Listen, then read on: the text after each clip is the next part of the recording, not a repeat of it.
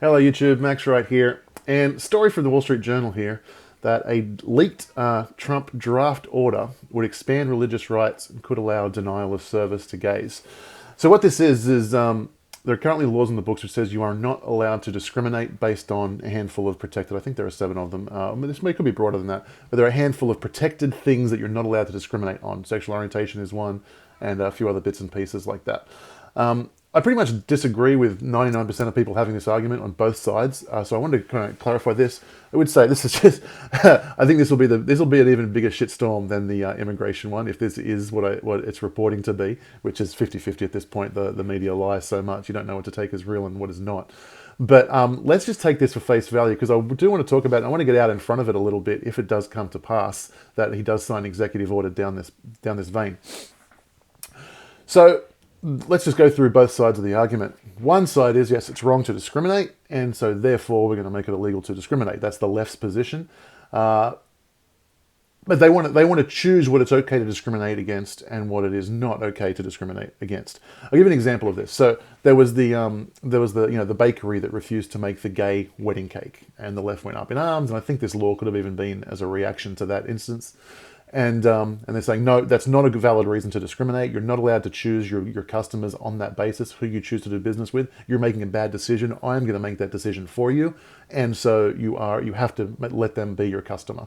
And if they do this socially, I'm okay with that. I'm okay with like doxing and tweeting the hell out of them and trying to destroy their businesses for being bigoted and all that kind of stuff. I don't mind that. I don't mind when you use social pressure.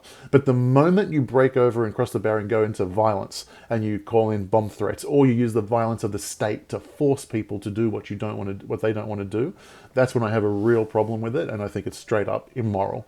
So I don't mind. I think it was silly of this particular bakery or whatever to not do it, but I respect them to be as stupid as they want whenever they want in their own home and in their own business. So that's my take on that.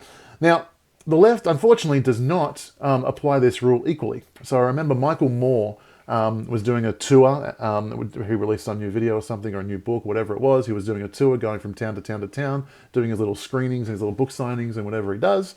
And one particular town signed an ordinance he disagreed with. I don't remember what it was. And he tweeted, "So-and-so city, I will not be attending. I'm cancelling my book tour there because they're discriminated against, blah, blah, blah, blah, blah." So the left backed that. So they thought, well, yeah, your cause is good, your cause is moral, your cause is whatever. Therefore, I'm going to grant you permission to discriminate against who you want to do business with, where you want to go, who you choose to be your customers. But I don't apply that rule universally. And that's the problem. See, what the left want is for the government to dictate the rules and inflict those rules upon everybody else.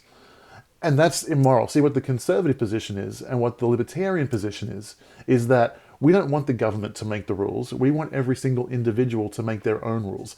No matter how stupid your rules are, no matter how bigoted you are, I will defend your right to be bigoted and stupid, even though I disagree with it, because that is more important than granting a monopoly to the government. Because the biggest thing, when government becomes big and powerful, that's what creates a massively divided society. You see, when you've got like 51, like look how close was this election? Like 51% this way, 49. If the election was held 2 weeks before, Hillary would have won. When you've got people, it's that close, and you've got half the nation here, half the nation there, and they're vying for control, to force and ram down the throats of every single person on the planet, every single person in the country, what they want. They have to live this way, do this way, pay this amount of taxes, contribute these kinds of ways. The ultimate solution is obviously stop ramming your stuff down the throats of other people who don't want it. It's like, if Californians want a Bernie Sanders style state, then the libertarian solution, and Trump's solution, by the way, let California charge 60% tax and inflict socialism on them. But don't try and get control of the federal government and inflict it on other people. That way, people can leave California and move to other states, and people who were in other states and want socialism can move to California. But the solution is to stop ramming down the throats of other people what you want. Let it go local, let it be diversified, and then everyone can be happy. People can choose to go to the socialist state, and they can choose to go to the radical free market state, and everywhere in between. It's competition that produces excellence and produces happiness for everybody. Now, why is the other side of the equation wrong on this? So, according to the Wall Street Journal article there, the argument is for religious rights.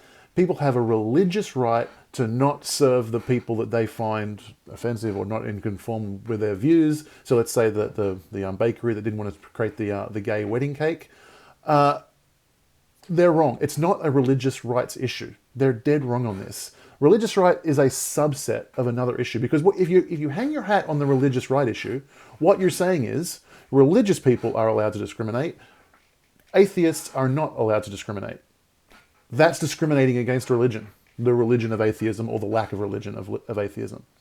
The real reason that people should have the right to be as bigoted and moronic as they choose to be is property rights. When it comes to a person's home, everyone gets that. Even the most, well, not probably, the country's a lot more radical than I think a lot of us realized, especially after the Berkeley riots. But I would say at least 90% of the country, no matter how far left you go, the 90% of the country would say there shouldn't be a federal rule or a government rule of any kind saying you have to have some certain number of minorities over to your house for dinner. All right, you can't have a dinner party without all these minorities being represented. You can't discriminate. Everyone recognizes that in your home, you should be able to be as stupid and moronic and bigoted as you want, right? That is freedom of speech, but most importantly, it's property rights. If you've acquired the home, be it rental or owning, whatever, if you've got the legal right to have the home, then in that home, that is your domain, and you get to choose who comes in and who goes out, and for no matter how silly your reason is, that's a valid reason for you, and we have to honor that. And the business is just an extension of that. For many small business owners, they spend 10 times more time at their business than at their home. They only come home to sleep. If you just count the waking hours, they're at their business 90% of the time. They should be allowed to hire whoever they want for whatever reason. It's a property rights issue, not a religious issue. Now, why is this a good thing? I'll tell you why this is a good thing. The free market punishes bigotry. I'll give you an example. Just play out these scenarios. Let's say you're a business owner and you're forced to hire someone or not hire someone. Let's say you're forced to hire someone. Let's just say pink elves is the minority who is protected by the government, and that you have to hire pink elves.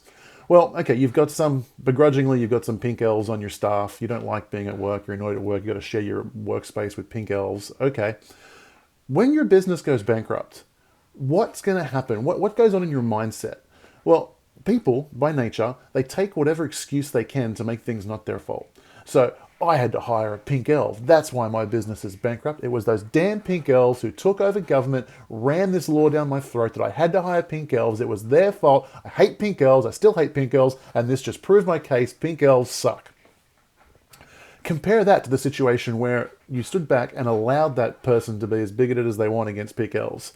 Now, when their business goes bankrupt, and they didn't hire any pink elves, and actually some pink elves were the best people, and their business started going down, they started losing customers because their customers reported that, the quality of service over there where there's a pink elf behind the cash register, that's way better than this person you've got here, and I don't like this, and so I'm going to take my business over there. Now the business has gone bankrupt. And what does the person whose business has gone bankrupt do? What have they got to say? No one forced them to do anything. They had complete freedom of choice on who they could hire. They were in control of every decision, and no one forced anything on them. They can stay stupid. That's absolutely. They can stay bigoted. They can stay stupid. That's a possibility. But there's also a possibility, and some do, it's a percentages game, that some wake up and say, I was wrong. I didn't hire the pink elf, and now my business suffered. Now I'm bankrupt. The cold, harsh reality of not being able to put food on my table has made me realize my bigoted ways were stupid, and I won't make that mistake again in my next business enterprise. The free market punishes bigotry. But when you force everybody to not be bigoted, two things: those punishments disappear. And the second thing that happens is anytime there is anything adverse happens to that person, they blame that minority more so. And they dig their heels in, and it's a confirmation of their bigotry, and bigotry sets in even deeper into their hearts. The long-term effect of this trying to outlaw bigotry, and so you're not allowed to discriminate for reasons A, B, and C, is to cause more discrimination. It's not because I want discrimination. It's not because discrimination is good. Obviously, it's not. And at this, please, 90% plus. With respect to homosexuals, I would argue 98% of the population plus. Not even that's true. It's 99% of people don't give a damn about homosexuals anymore, one way or the other. They're not bigoted in any way. It's a tiny, tiny, tiny fraction of people who worry about those things. We just don't. The vast majority of Americans have woken up and they don't care about those things. In fact, there's a fantastic movie that highlights this really, really well, starring Ed Norton, American History X. Ed Norton plays the role of a young 18-year-old, 20-year-old or so person who joins the neo-Nazi gang and sort of kills some black guys, goes to jail, comes out the other side reformed. And in the final scenes, you kind of learn where it all started from. It started way back when he was a little kid sitting at the dinner table. His father was like a small, low-level, like racist in hushed tones, right? But he pointed out the fact that affirmative action is just horrible and evil. He goes, his dad, Ed Norton's father, was a cop, and he was on the job, and he saw his good friends and people who were very, very qualified, white guys, being passed over, not being given the job of his partner, to do some affirmative discrimination, to do some positive bigotry, they call it. Well, that's what it's more accurately called, positive bigotry, in that they hire black people, even if they're not the best person for the job, because we've got to equal up the numbers no matter what and fix this, right? And the dad said, now I go out to the job as a policeman, put my life on the line. If my partner's not up to scratch, what happens if I die? Well, his father does die on the job. And the result was that Ed Norton just escalates, joins the neo-Nazi, and just turns into a full psycho-Nazi. So, that's the consequence of affirmative action. Sounded good, sounded nice. Yeah, things are a little bit uneven, some historical perspectives, let's try and make it right. But the inevitable result is creating more bigotry. So that's why I disagree with the vast majority of people on this issue. If you think you should outlaw bigotry, the problem is you create more bigotry. And if you think that it's a religious reason that you shouldn't be allowed to bigot, what you're doing is you're setting yourself up for failure in the argument, because atheists justifiably have the right to say, well, why are you allowed to discriminate and not me? The real reason you should be allowed to discriminate is property rights. If it's your business, if it's your home, if you own it or are the legal tenant of it, then you can be as moronic as you want on that property. That's my thoughts on that. What do you think? Please let me know. I know this is a controversial topic. We have no doubt that Donald Trump has big brass balls, but this is going to be even bigger than the immigration issue, I think, if this one comes out. So let me know what you think in the comments below. Am I way off the mark, or if I got it right? And please go ahead and subscribe if you found this interesting and thought-provoking. I look forward to making more videos for you. I'll see you soon.